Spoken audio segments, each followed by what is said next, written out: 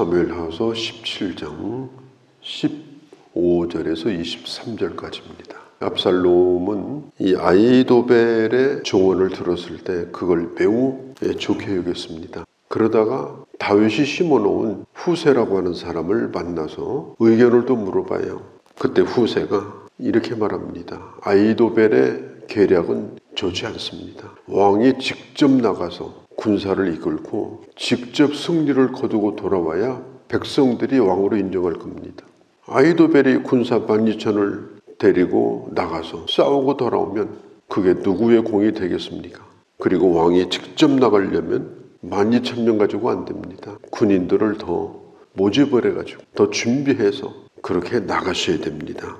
그때 후세의 그 의견이 압살롬에게 받아들여져요.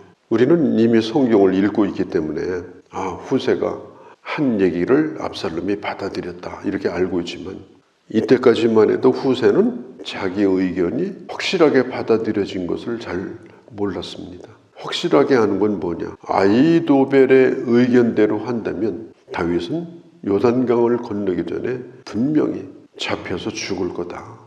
너무너무 시간이 없는 거예요. 그래서 후세는 또 다윗이 심어놓은 두 제사장이 있죠. 사독과 아비아달, 이 두 사람을 은밀히 만나요.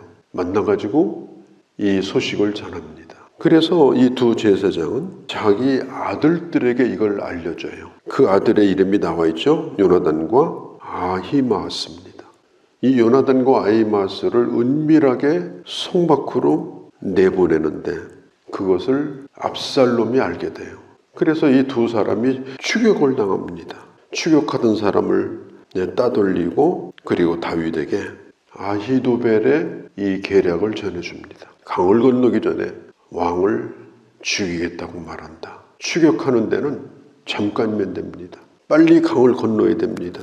그렇게 해서 이 강을 건너는 과정이 오늘 성경에 나와 있어요. 다윗은 그날 밤에 급하게 강을 건너요. 캄캄한 밤에 너무 급하니까 일단 건너야 됩니다. 위험을 무릅쓰고 자기와 함께하는 사람들과 더불어서 강을 건너게 돼요. 다윗이 강을 건넜다는 얘기를 듣고 후세의 의견이 받아들여졌다는 이야기를 들은 아히도벨이 23절에 보니까 그는 압살롬을 떠나서 자기 고향으로 돌아가요. 가산을 다 정리하고 스스로 목숨을 끊습니다. 그가 왜 이렇게 했을까? 자기 의견이 거부당한 것에 대한 절망감. 이 아히도벨은요, 그동안에 자기 의견이 거부당한 적이 없어요. 아히도벨이 얘기하면 그게 법이고 그게 성경 말씀이나 똑같아요. 모든 의견이 다 받아들여졌고 그대로 또 됐어요. 워낙 머리가 좋은 사람입니다. 그런데 지금 이렇게 혁명이 일어나가지고 매우 중요한 일을 결정을 하는 일에 자기가 가담을 했는데 여기서 공을 세워야 되는데 자기 의견이 완전히 묵살돼 버리고 압살롬이 자기 뜻대로 따르지 않고 후세의 의견을 쫓아타는 얘기를 듣고서 절망을 해요. 이 아히도벨은 머리는 좋았지만 믿음이 없는 사람이에요. 하나님을 두려워하지 않는 사람이에요. 그래서 결국은 스스로 목숨을 끊습니다. 그런데 왜 아히도벨이 죽었을까? 이렇게 생각해 보시면 돼요. 다윗이 나중에 이기고 돌아오면 자기의 후궁들을 범하도록 만들었던 이 아히도벨을 살려둘까요? 죽일까요? 반드시 죽일 겁니다. 대세가 기울어지면 아히도벨은 죽을 목숨이에요. 워낙 엄청난 일을 저질렀기 때문에. 그래서 결국은 자기 스스로 죽는 길을 선택한 거예요. 다윗이 요단강을 건너서 마하나임에 갔거든요. 그런데 곧바로 압살롬이 요단강을 건너요. 그러니까 그날 밤에 다윗이 요단강을 건너지 않으면 그날 끝장이 났을 겁니다. 그러니까 후세가 얼마나 지혜로운 사람이에요. 머리만 좋은 것이 아니라 후세는 다윗을 보호하려고 최선을 다해서 다윗을 살린 거예요. 그러니까 요단을 건너가지고 길르앗에다 진을 쳐요. 그러니까 마하나임이나 길르앗은 아주 가까운 곳입니다. 압살롬이 많은 군대를 거느리고 지금 다윗을 추격합니다. 다윗 옆에는 사람이 없어요. 다윗은 나이도 많이 먹고 예전에 사울에게 쫓겨다닐 때하고는 달라요. 건강도 다르고 마음도 다르고 자기를 지켜줄 사람이 없어요. 몸도 약해졌어요. 그런데 이 압살롬은 군대를 이끌고 군대 장관까지 자기 사촌인 아마샤라고 하는 사람을 임명해가지고 정규군을 이끌고 지금 다윗을 죽이려고 왔습니다. 시간이 얼마 남지 않은 거예요. 다윗은 계속해서 지금 쫓기는 그런 상황 가운데 있고 지금 먹지도 못하고 마시지도 못하고 씻지도 못하고 쉴 틈도 없고 지금 그런 상황 가운데 지금 다윗이 놓여 있습니다. 그야말로 사면초가입니다.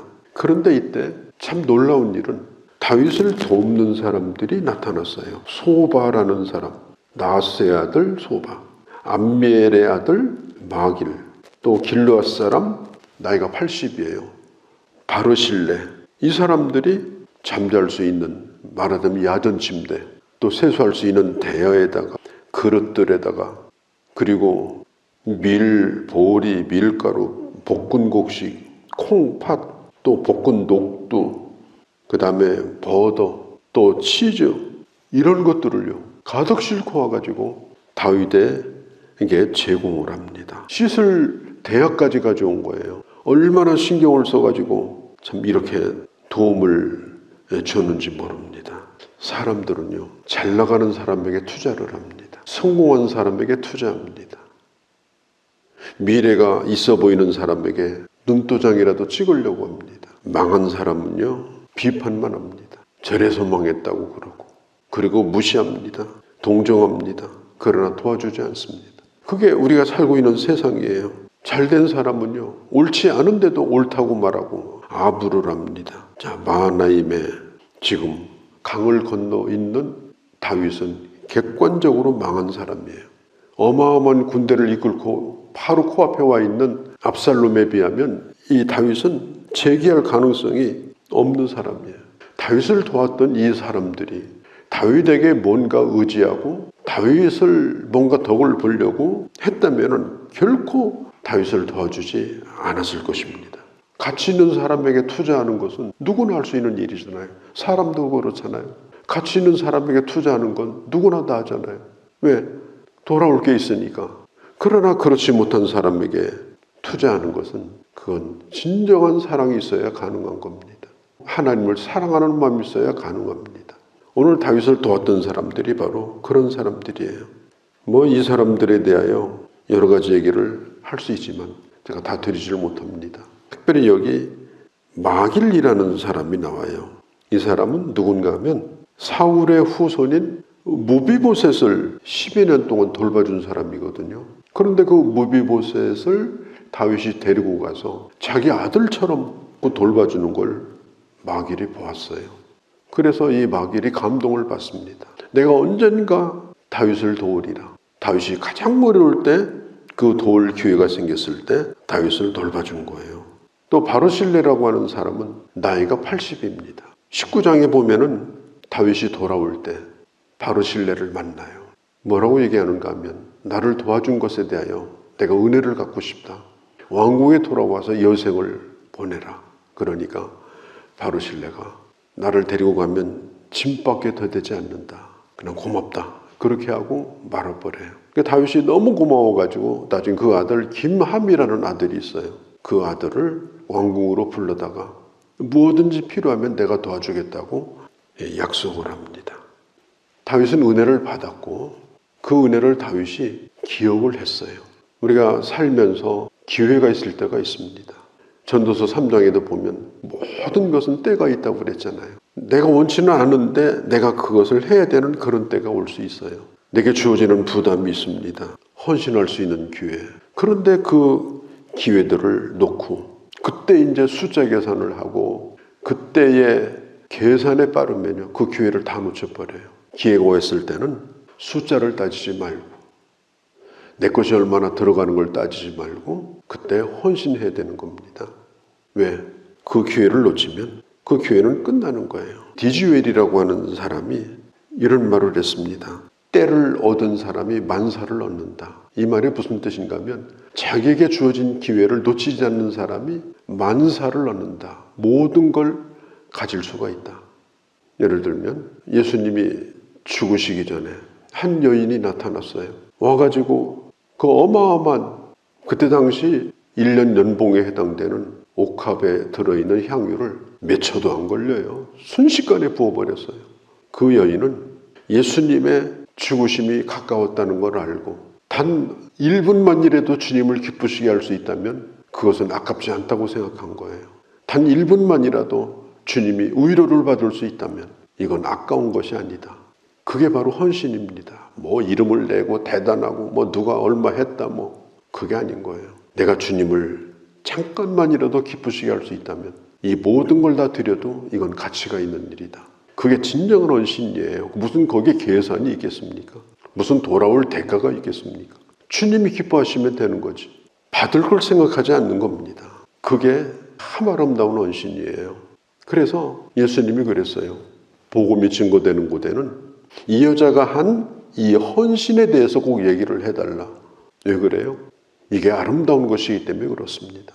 다윗이 피난을 가고 살아 돌아올지도 몰라요. 어쩌면은 그게 끝일지도 몰라요. 그러나 하나님이 세우신 왕인 다윗이 잠깐이라도 도움이 된다면 헌신한 거예요. 책에다 기록해가지고 나중에 갚겠다고 누가 약속을 하겠어요? 그 약속할 수 있는 그런 처지가 아니에요.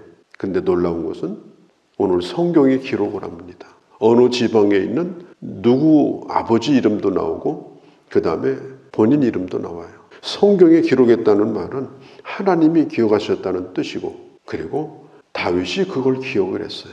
우리가 주님을 위해서 산다고 하는 게 뭔가 한번 생각해 볼 필요가 있습니다. 이 세상에 뭐 이름을 남기고 사람들에게 인정을 받고 그게 길이 남아서 그런 거 아닙니다.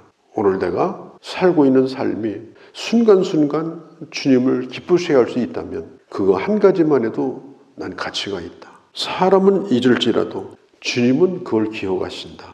그런 마음을 가지고 때를 따라 주시는 은혜로 때를 주시는 대로 최선을 다해서 헌신하면서 살아가는 것, 그게 바로 우리가 가야 될 길이 아닌가 생각을 오늘 이 말씀을 묵상하면서 해보게 됩니다. 고린도전서 15장 58절에 보면 그러므로 흔들리지 말고 주의 일에 힘쓰는 자가 되라. 왜냐? 하나님께서 때가 되면 반드시 헛되지 않게 하실 것이다. 부활의 신앙을 가지고 순교의 각오를 가지고 살았던 성도들에게 주님이 하신 약속입니다. 다윗이 기억을 한 거예요. 돌아와서.